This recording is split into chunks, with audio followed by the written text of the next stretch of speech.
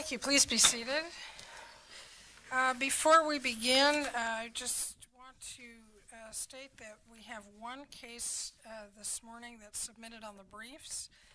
That's Country Mutual Insurance Company versus Leffler.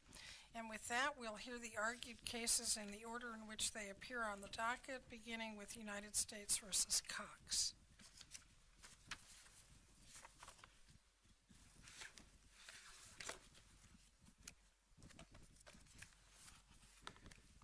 May it please the court, counsel. My name is Michael Filipovich. I represent Schaeffer Cox, along with my co-counsel Ann Wagner, who's seated at counsel table to the left. I would like to reserve at least 5 minutes for rebuttal argument in this matter.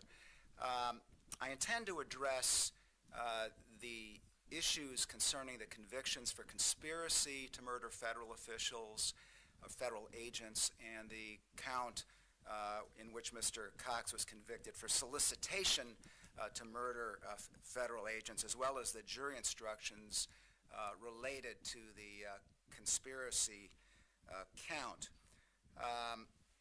In the briefing, we addressed these issues primarily from the standpoint of the three, I would suggest are three separate conspiracies that the government alleged. Conspiracy to kill or murder the fictitious federal hit team that they acknowledged didn't exist. Secondly, a conspiracy to murder people on a list that they allege was maintained by Cox and one of the other co-conspirators. And their third theory, which was this so-called 2-for-1 plan. For purposes of argument today, I think I'm going to approach it a little differently because I think federal jurisdiction, based on the language in the Fiola case, which we both cite to, is so important, is really the first step the court has to address. I want to approach you most in the hit team allegation, does it not? I'm sorry, Your Honor? Fiola helps you most in the hit team claim, does it not? Yes, absolutely. I mean, Fiola says where the object of the intended attack is not identified with sufficient specificity so as to give rise to the conclusion that had the attack been carried out, the victim would have been a federal officer. It doesn't say could have been or may have been a federal officer.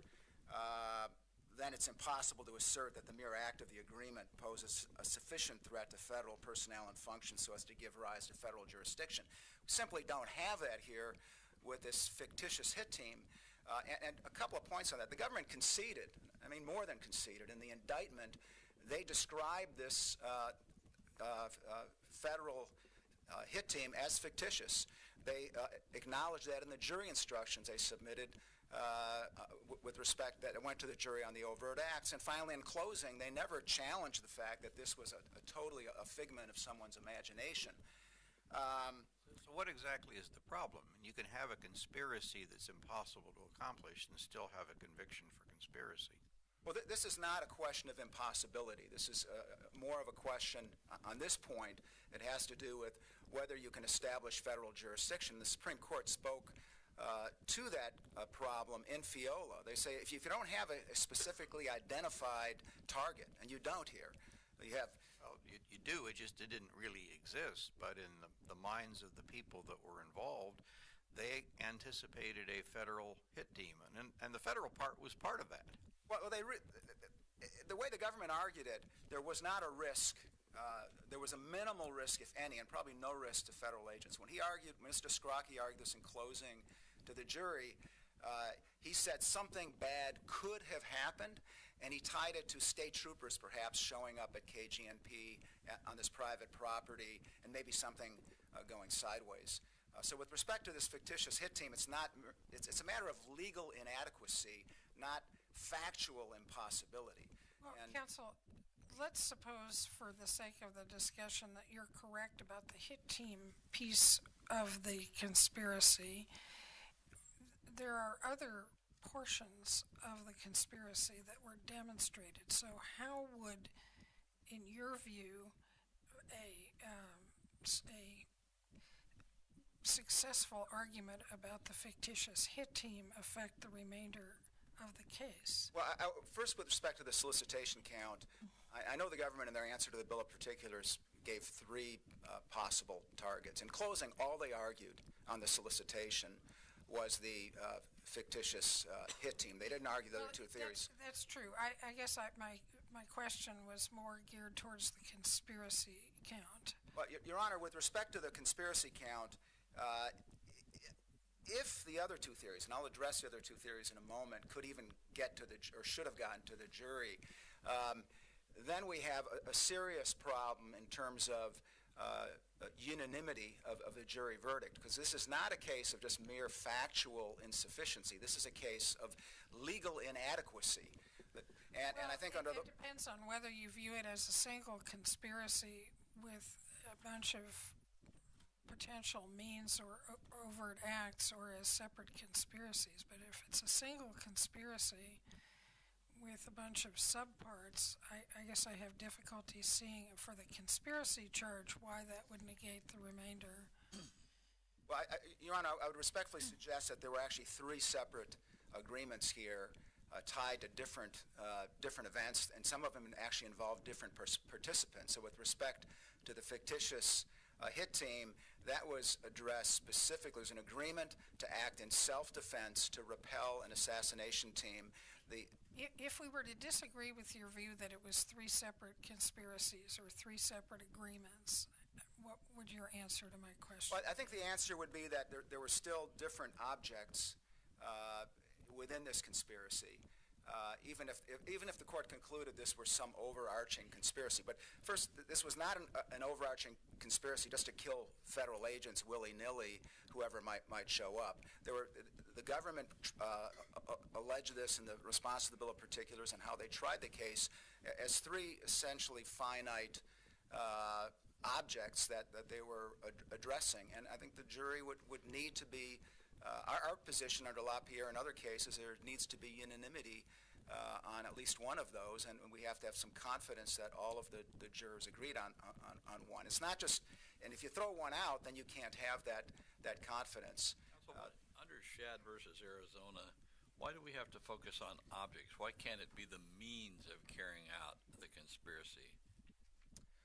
Well, Your Honor, if you focus on the means here are, I'm not sure I quite understand the court's question. You're saying there has to be a unanimity instruction, okay? Yes. And if you have to indicate who the objects are, I understand your point. My question is, under Supreme Court law, conspiracy law, isn't it adequate for the government to speak of the means of the conspiracy and not necessarily the object, particularly when, as my colleague mentioned, the allegation is that there were various ends in mind? Well, I think the place where I would have to draw the line or disagree is that there was one overarching conspiracy with a single object, and this was multiple means. I know that's your position, but I'm just saying if you look at this as a series of conspiracies with certain means in mind, isn't that sufficient under conspiracy law to uphold not the hit person concept, which we've talked about before, but rather some of the other allegations? Your Honor, I'm reluctant to concede that point, absent. I'm not surprised. So let me segue to the other the identified federal actors in this case. The easy one is Jimmy Johnson, the U.S. Marshal. The government lists him as an identifiable federal victim in this case for purposes of the solicitation count. They didn't argue it. There's no evidence whatsoever that my client or anybody else, or that my client directed someone to kill or do any harm to Jimmy Johnson. They had no history together. There was no reason, and that's probably why the government didn't argue that. The other identified federal actors are the three individuals who worked either for the Department of Homeland Security or TSA, who Mr. Cox asked to be put on a list, but were never put on a database, the database that Mr. Anderson maintained. There's an exhibit in the record, a yellow piece of, one page of a yellow pad, where their names are listed. No addresses were discovered. So nothing, there was no follow-up there. But with respect to the conspiracy, The salient point is the evidence is simply not in the record that there was an agreement combined with the mens rea for murder to kill these three individuals. What the evidence established was that these individuals names were given by Mr. Cox to Mr. Anderson, presumably to perhaps do some research on where they lived, although that was never done, with the idea that they, among a number of other both state and federal actors, might be people that if our government fell apart, we ended up in Stalin-esque martial law. And if these individuals participated in Stalin-esque martial law by rounding people up, putting people in the gulag, then if we have to defend ourselves to this Stalin-esque martial law, then they might be people. Does it matter to our analysis whether the conditions precedent are reasonably likely to occur or are not likely to occur? That is, are there, well, I guess I'm just wondering whether it's different to say we will commit this violence if the sun comes up tomorrow, but if it doesn't, we're fine. Or in other words, does their view have to be objectively reasonable? Does that matter? Well, I think it does matter, but I think there's a more basic question, and that is whether there was ever an agreement to kill these folks with premeditation and with malice aforethought on these facts, which I think is a different question. Yeah, but I guess what concerns me is if the does it matter if these conditions are unlikely to ever occur? Well, I think it should matter. I think. Well, not only I mean, the conspiracy law, you can't have a conspiracy law that's conviction where it's a contingent on some other concrete facts. We've cited those cases in our briefs. We've articulated where we believe the line is. But I think if the... Is Viander one of the cases that you cite? Your Honor, I don't recall off the top of my head if that was the name of one of the cases. I see that I'm running out of time here. I would like to reserve some time for rebuttal.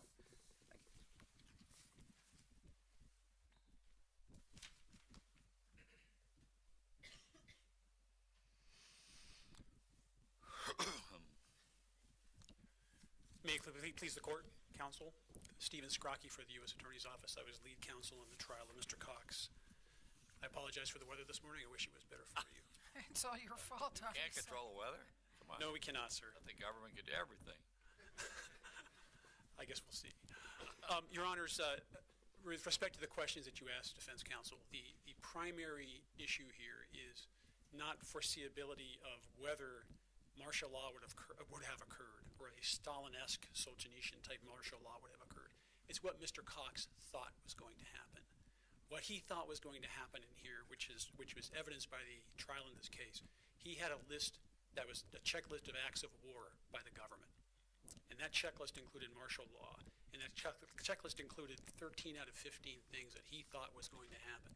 And it's critical for the court to understand, because there's a lot of static in this case, where both parties are going back and forth about what this means, what that means. What's critical for the court to understand, and I would direct you to Mr. Cox's testimony at trial. He sat in that box for 3 days and told the jury everything that's in this brief, and they discounted it. What he thought was going to happen was he was going to get arrested. This case involves a movement. Within that movement is a conspiracy. Mr. Cox controlled the militia. Mr. Cox controlled the timing. And by not showing up to state court to face state charges on a lawful possession count, he triggered the event which was going to trigger the 2-for-1. We're going to kill 2 law enforcement officers or judges or federal officials for every one of us that's taken or kidnapped. And that came right on him. He owned that. Counsel, yes, sir. I appreciate the overall view, but let's focus for a moment on the solicitation count. Isn't your opponent correct that under FIOLA the solicitation to commit murder just doesn't fly? I think that Your Honor's comment, if you look at it in terms of a conspiracy and an agreement, and we keep that contained, what did they agree to do? What did Mr. Cox solicit his members to do? And Mr. Flipovich is not correct. These are the same people involved in the solicitation. You're aligning two things, though, in your comment that you just made. The elements of solicitation are not the same as the elements of conspiracy. So there can be a conspiracy to murder without proving a solicitation to murder. But in this case, we assert that there was a definite solicitation to commit murder. Mr. Cox had a meeting with all of the same people who were involved later on in the 2-for-1 plan to solicit the murder of federal officials. The fact that they did not show up and could not show up because they were fictitious, I don't think is relevant to the analysis. It could have been that a federal... Wrong about that. If they had to be solicited to murder an actual human being and the fictitious doesn't count, is there an alternative under the evidence as it came in that would support the solicitation count? The alternative would be, we believe, the weight of the evidence to show the solicitation and the intent. What does that mean? What well, specific evidence that has nothing to... I want you to leave aside the fictitious people. Maybe you can rephrase your question for me, Your Honor. Well, if soliciting someone to kill someone who doesn't exist isn't sufficient... Under FIOLA. Under FIOLA, under whatever, if that is not enough, what other evidence is there of solicitation specifically?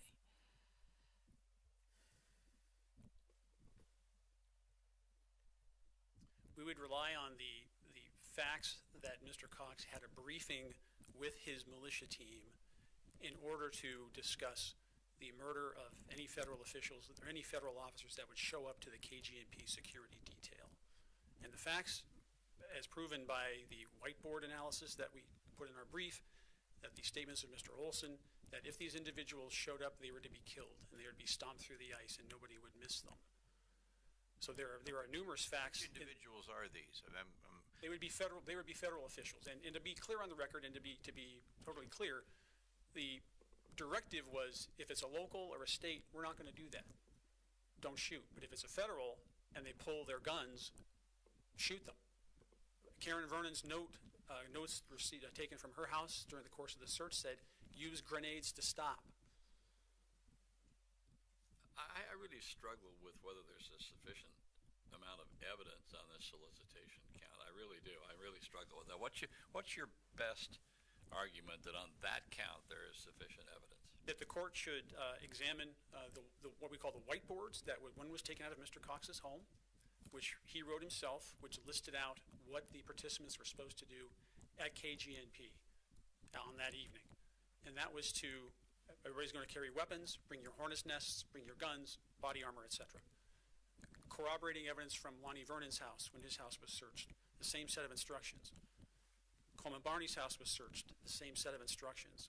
They actually physically went out and did the security perimeter and the detail, stopped a private citizen, wouldn't let them proceed through the complex, and were directed and instructed to kill any federal officer who showed up. Now, practically...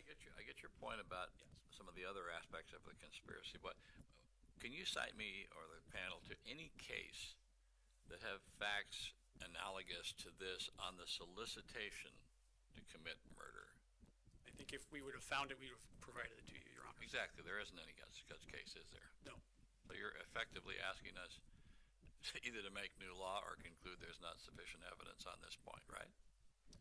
We would urge that the evidence was sufficient on solicitation and that because it is so clear, this is not a situation of them making this up out of whole cloth. There was a direct intention for them to do that. There is no doubt about it. And if you... Suppose I have a direct intention to kill Mickey Mouse, and I go solicit somebody to kill Mickey Mouse. Well, there's no Mickey Mouse to kill.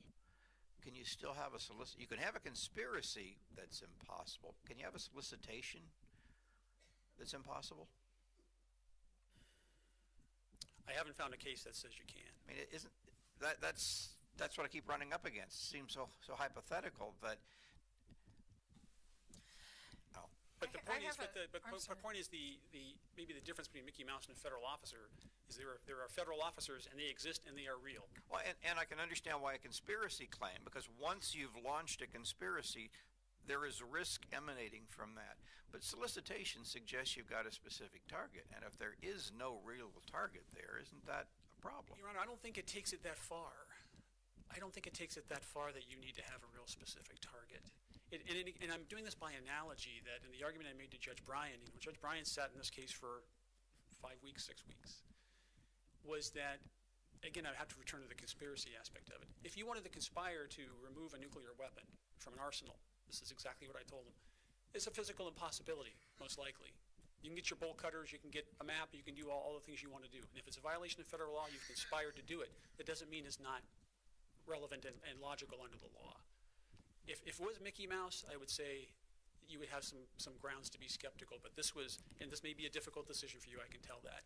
But you've got a specific identifiable body of people. I have a practical question about this. If we were to disagree with the government's position about solicitation,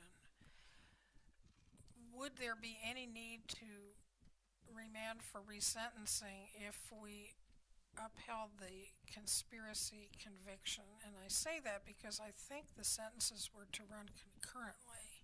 That's correct. My understanding is they were to run concurrently. I have not made that examination, Your Honor, so I would not be able to answer that question for you. Okay. I apologize.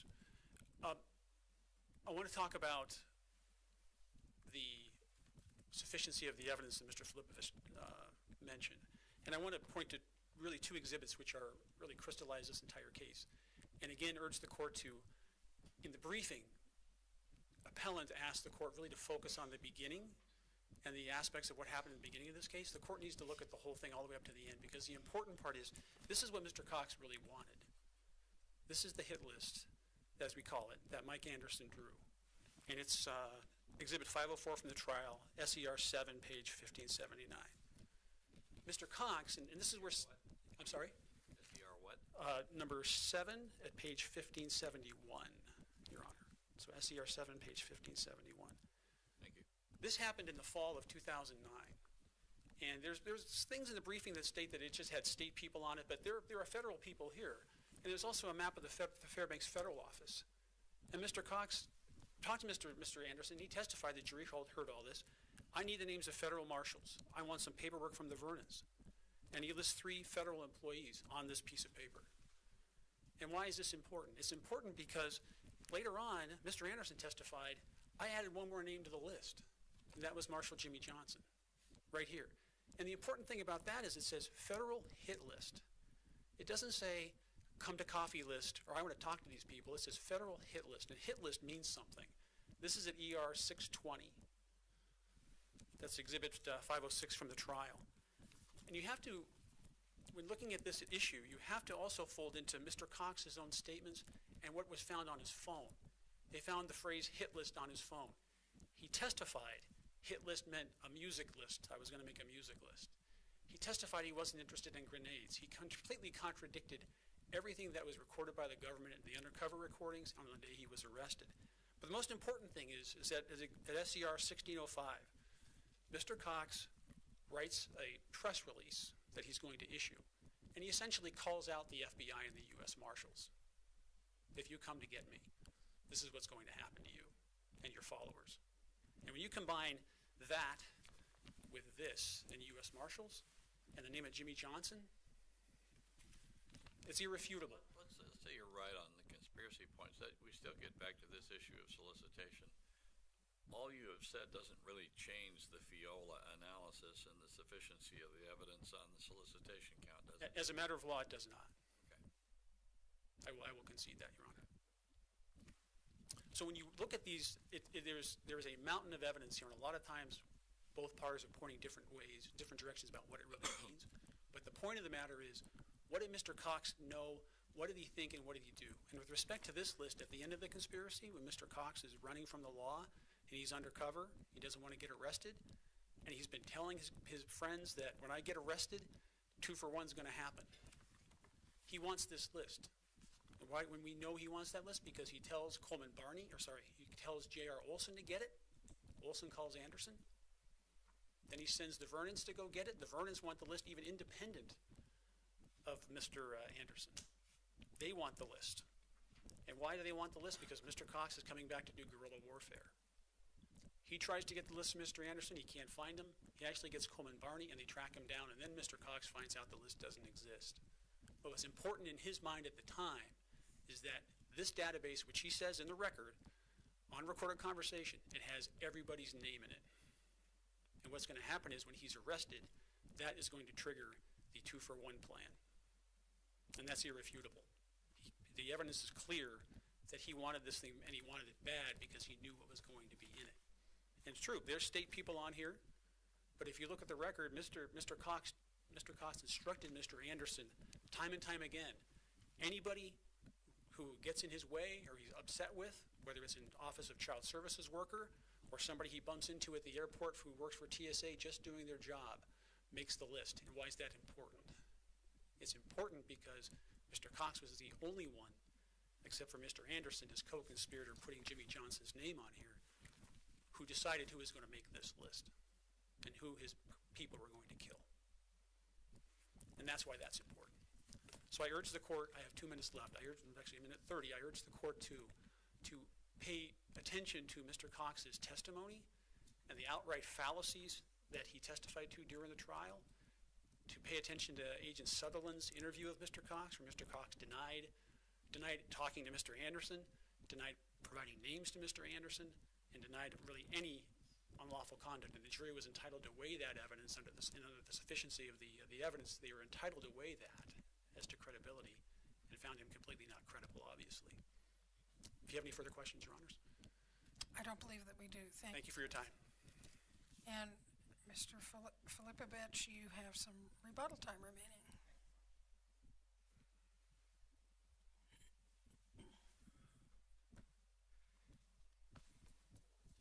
I would like to focus on the conspiracy case. First, what this is really about is not what was in Mr. Cox's mind so much as whether there was an agreement with the proper mental state for the underlying crime of murdering federal agents. That's the key question, not what was in Mr. Cox's mind, although that may be relevant. With respect to a number of the factual representations made by the government, I would urge the court to carefully review the transcripts of some of these undercover tapes that the government is referring to. I would respectfully suggest, and as we've argued in our reply brief, the government is overstating and misstating the evidence in several key respects. Just now, with respect to Mr. Cox wanting the list, wanting that list towards the end, it was Mr. Olson at the direction of the FBI that was wanting the list and went to Mr. Cox. And FBI, of course, wanted this list because they were concerned. It didn't come from Mr. Cox. That came from Mr. Olson from the FBI. What was the list supposed to be? This list was begun sometime earlier with Mr. Anderson and Mr. Cox when they were having these discussions about the government at some point is going to fall apart. We may end up in a Stalin-esque situation in the United States where they're just rounding people up and our government collapses, and we believe that this may happen, and we need to prepare for that. And the list, according to Anderson's testimony, and I urge the court to read Anderson's testimony, the government's witness, the people who are on the database with the addresses were all state officials. There were no federal officials on that list. The government holds up this... You haven't actually answered Judge Clifton's question, and I would appreciate an answer. I apologize. Also. What was the point of the handwritten list that included the names of federal officials on it? Well, the point of that, based on the testimony from Mr. Anderson, as I understood it, was at some point in the future there may be a Stalin-esque martial law in this country, and we want to have a list of individuals that, if those who are officials of the government, state or federal, and these were 3 names that were given by Mr. Cox to Mr. Anderson. Anderson didn't act on it. Why single out those people? I mean, there are lots of federal officers, and if there was the Stalin-esque takeover, presumably there'd be people actively involved in that, but for some reason these people were listed, and I can't figure out why. Your Honor, it is difficult to understand, other than the fact that Mr. Cox actually knew them by name. He's in Fairbanks, and these are 3 federal officials that he's engaged with. I think he had some words with all 3 of them, but nothing from the testimony, there was not like a long-seated dispute with them. They had done nothing wrong to him. He was not really angry at them. They were at it because they were federal officials, and at some point in the future, if we have Stalin-esque law, and this is the evidence from Mr. Anderson, and if they participate in it, and we have to defend ourselves, unlike the innocent Russian citizens, then one of them or more of them may have to go. That I would respectfully suggest to the court is not in agreement with premeditation and malice of forethought to kill any one of these individuals. I think that's just... I just want to ask you one question. You're out of time, but was it Mr. Cox's intention that these officials named on the, in quotes, hit list would have had to have participated in the Stalin-esque takeover in order to be worthy of death? The evidence was uncontroverted about that. That's what Anderson testified. There was a great deal of testimony about the fact that those folks had to participate. This was not just Cox and others were going to go round up federal officials and go ahead and kill them. The final thing is, in terms of federal hit list, those words were written by Mr. Anderson. They were not in his database. They were not on the yellow pad when he was taking notes, presumably based on what Mr. Cox was telling him. They were in a private field manual, and that was the only thing that was written, and he testified that it was his idea to put it under the name Federal Hit List, and it was his idea to add Jimmy Johnson to that field manual, and that was the gist of it. If I may just indulge the court for one more moment on the 241 issue, the 241 was primarily, almost exclusively, about state officials and his dispute with OCS. And secondly, 241 was not, if 241 starts, we kill people. It was a proportionate response. So if I get arrested, we arrest other people, which would not be sufficient for a conspiracy to murder.